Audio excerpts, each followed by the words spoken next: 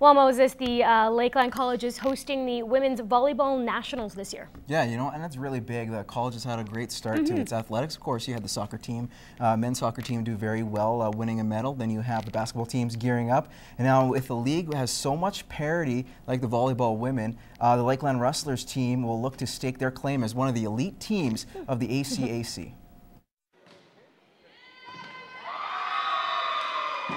We started right where we left off last year, and they were just ready to train and ready to get better moving into the season. So for sure, everybody's super excited about league coming up, and then definitely where we're going to be heading towards the end of the season. There's a lot of optimism among a Rustlers team that has seen momentum continue to build. The squad is heavily made up of veterans, and the Rustlers are poised to make a run, and not just at nationals. Finishing top 3 after the regular season was the goal that the team set, and then heading into provincials was definitely to medal and or win the whole thing. So the bar's been set high, and now we just have to go out there and do it. Last year's resurgence was helped in large part by Ashley Lang, who led the team in kills. Entering her 4th season, the Rose Valley, Saskatchewan native already has seen big strides from the program and is ready to go. Last year we had a really new team coming in, we had to really build, and this year we already have that team strength together, so I don't know, it's just exciting for everyone to come back. Another bonus was the return of 5th-year Peggy Sommerfeld, who is poised to break some school volleyball records this year.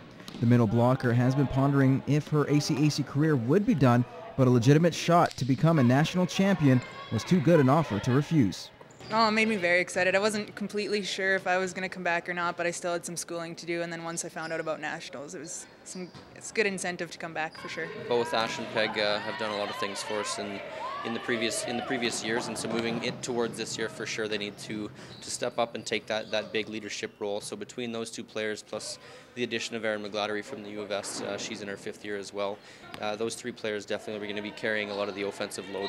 The Rustlers begin the season against Briarcrest College this Friday. All right, well, you know what?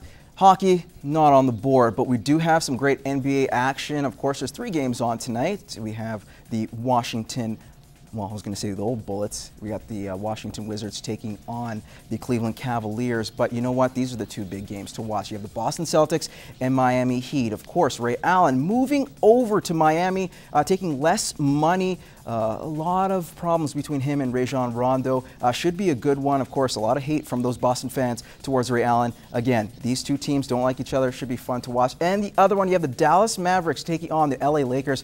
The real showtime, bringing in a couple of great players. But you know what? We got some great hockey for you, especially if you're in the Bonneville area. You got the Fort Mac Oil Barons coming to town. Bonneville, a little bit of a slow start, well, at least midway through October. But they won over the weekend, beating Canmore, looking to make it 2 games in a row. They will take on, again, the Fort McMurray Oil Barons tonight, 7 o'clock at the RJ Lalonde Arena.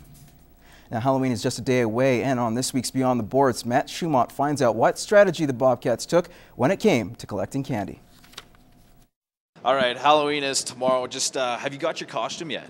Actually, I do, yeah. Me and some of the guys went out earlier in the year for a rookie dress up, so kind of recycling mine. I got a nice pink little unicorn. I mean, I'm going to have to cover some stuff up, but... Definitely going to be Casey Knight, our captain. Going to wear a Bobcat jersey with the C on it, and I'm just going to do some makeup to try and make myself look like Casey. Yeah, now is there a certain way that you have to act when you're being Casey Knight, or what's it going to take to be just like him? Pretty much act like a drill sergeant. He's really hard on us, and, you know, good captain, but definitely got to take some bruises from him here and there. Now, when you were little, when you went trick-or-treating, was there a strategy that you had when you're out getting candy, go around the block a couple times, or maybe go to the grandparents to get some extra candy there? What was your strategy? I wore rollerblades, and I just flew through, and I tried to find the houses that would put the bowl out, say just take one, and I dumped the whole bowl in there. My dad, he kept a pretty good eye on me, so, I mean, he would really only let me go around once.